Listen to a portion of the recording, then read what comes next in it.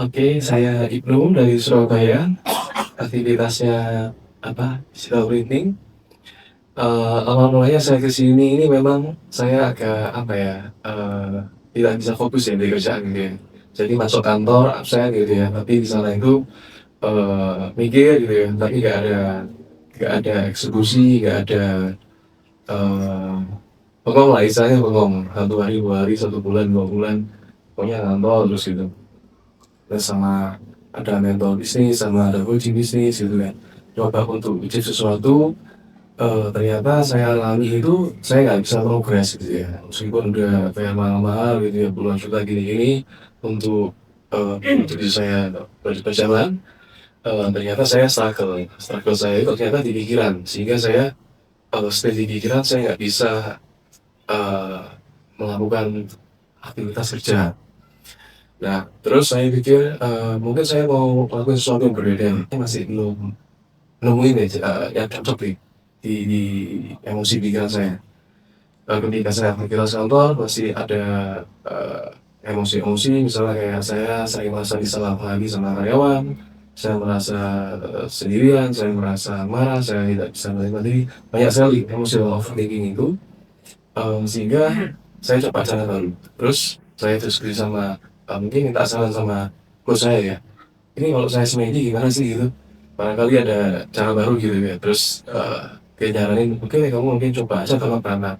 Terus aku cari di Instagram Taman Prana, munculnya, Busana Bali. Busana Bali, oke aku daftar dan ya kira-kira, gitu. Nah, ya uniknya, saya memang kepengen banget sih itu ikut ini karena apapun yang saya mau sembuh gitu aja sih. Saya mau, aktivitasnya normal, saya mau saya bisa kembali, saya sudah mungkin kena penyakit mentalnya juga, bertahun-tahun bisa membaik, sudah sampai ke psikolog dan psikiater, mmm, tapi udah lama ya, jadi udah lama nggak minum obat, udah bertahun-tahun, tapi nggak aku struggle untuk yang di aktivitas kerja ini. Eee, Terus, uniknya, pada waktu mau ke ikut ini, itu ada kejadian aneh-aneh lah gitu ya, yang malah memotivasi saya gitu ya. Saya itu merasa kayak, wih ada gangguan-gangguan di rumah gitu ya, yang bikin saya itu merasa kayak, wih kayaknya ada sesuatu nih gitu ya, ngerasa emang gangguan emosi aja gitu. Dan, itu malah memotivasi, saya untuk semakin yaudah aku pokoknya mikirin gimana saya itu untuk, pas di sesi ini, saya bisa fokus, saya bisa dapat sesuatu gitu. Dan, dan beruntung ya, beruntung memang kata tante memang, saya merasa beruntung di sini bisa ikut, kelas ini dan ada juga teman-teman yang hadir di sekitar saya ini ternyata membantu saya untuk, menemukan sesuatu. Yang saya rasakan waktu saya, apa ya, nafas waktu semedi, nafas itu ternyata saya merasakan banyak emosi-emosi ya. Oh ternyata saya merasa over kendali, suka mengendalikan di nafas. Oh saya ternyata, merasakan di nafas itu saya tidak bisa menerima diri, tidak bisa mencintai diri, karena saya mencoba untuk membetulkan sifat, over kontrol saya terhadap itu, sehingga saya tidak bisa menerima diri. Oh ternyata saya, kurang cinta kasih gitu. Dan selama sesi ini ternyata tahu-tahu saya ada perasaan marah tuh, gitu. Kalau yang pengalamannya testimoninya Pak Marto itu kan ada orang mau bunuh, enggak, ini saya marah kepada salah satu peserta tiba-tiba perasaan marah aja gitu. Saya nggak paham kenapa nih gitu ya. Oh ternyata perasaan marah ini, ada memori buruk gitu. Terus, yang kedua saya menemukan, perasaan cinta kan. Ternyata pada waktu sesi istirahat itu, teman-teman itu saya tuh mikir ada 2 orang yang di taman ya, saya mau mikir mau keluar nggak istirahat di sana nggak ya? Takut nanti kalau istirahat di sana itu nanti saya, bisa ngajak ngomong nggak ya? Ini sesinya waktu itu sudah tapa prakteknya udah selesai ya, udah dicopot, terus saya ke sana, ada full sesi, ada 2 orang di taman, terus saya mau ikut join tapi saya ragu, waduh nanti saya, eee, nggak bisa ngomong, nggak bisa diterima gimana ya gitu ya.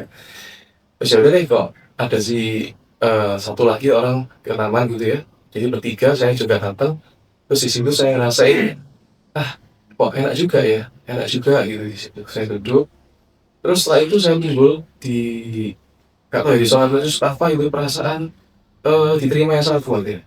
Saya merasa itu, wah ini, mmm, perasaan yang diterima nih. Wah, saya bersyukur karena teman-teman yang di sekitar ini bisa membantu saya memahami emosi-emosi yang mungkin saya butuhkan. Oh, perasaan menerima diri itu ternyata seperti ini gitu ya. Perasaan cinta seperti ini. Dan mungkin yang saya merasa beruntung pada waktu hari ketiga ya, atau yang pertama kali Pak Marta ada hadir itu ya di Zoom. Nah itu eh, saya dapat sesuatu. Misalnya kayak yang Pak Marta ngomong yang, oh sel-selnya itu tahu apa yang dilakukan.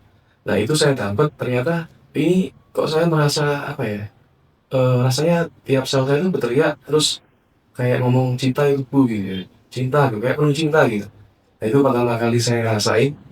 eh, Terus saya coba lagi di beberapa kali sesi untuk untuk waktu yang perasaan cinta-cinta itu, ternyata saya agak ini ya, meminta kenangan masa lalu untuk hadir lagi gitu ya. Oh mungkin saya merasa agak terikat atau apa ya, terus saya ingat, oh Anija mungkin pengalamannya perasaan cinta kasih itu bisa berbeda-beda setiap waktu, saya nggak perlu mengejar itu, dan mungkin pengalaman dalam meditasi ini mungkin bisa berbeda-beda gitu. Oke, yes, kayak itu. Jadi untuk itu yang saya suka. Terus yang sehari-hari gitu kan, yang sehari-hari itu waktu pertama kali dapat tante selesai kan pegang HP itu. Nah itu pasti, saya kesini ini memang nggak ngomong orang tua saya mau, ke sini gitu, karena saya capek kalau jelasin tuh kayak, "Nih ngomongnya gimana sih supaya diterima?" Kan males gitu kan. Ya udah deh, untung udah pindah rumah, jadi, saya ngomong lewat itunya aja, staff-staff-nya tuh saya kesini nggak ngomong. Tahu-tahu pas, hari Bapak Prate selesai, saya pegang HP, saya dicari orang tua saya. Wah langsung pemikiran-pemikiran muncul gitu ya, pemikiran-pemikiran muncul. Saya ditanya ini, "Kira-kira lu ngapain sih ke sana? Lu kerja aja harusnya," gitu kan. "Lu kayak gini-gini," gitu kan. Nah itu, eee, menciptakan, perasaan-perasaan takut gitu ya. Terus ingat gitu kan, di salah satu ceramahnya Pak Marte tentang orang tua, tentang cinta kasih, keluarga gitu ya. Nah ini mungkin saya, mendapat, pandangan yang cukup baik gitu ya bagi saya untuk memahami ternyata, memang sih apa yang dilakukan orang tua saya itu baik dan saya paham. Tapi dari ceramah-ceramah tersebut, akhirnya saya setelah saya baca itu, wih saya, punya harapan gitu ya, saya punya harapan, sebelum saya telepon saya menghubungi ini perasaan ini saya sadari, Anija. Oke Anija saya kontak orang tua saya dan saya merasa saya punya harapan baru untuk, saya bisa beraktivitas sehari-hari, di kerja dan orang tua, terutama saya kan di family business ya, jadi agak bersinggungan terus dengan orang tua. Dan kurang lebih, thank you buat teman-teman yang hadir. Saya merasa sangat, membantu untuk memahami kehadiran teman-teman ini membantu saya, emosi-emosi saya tentukan waktu meditasi dan memahami diri. Oke, thank you.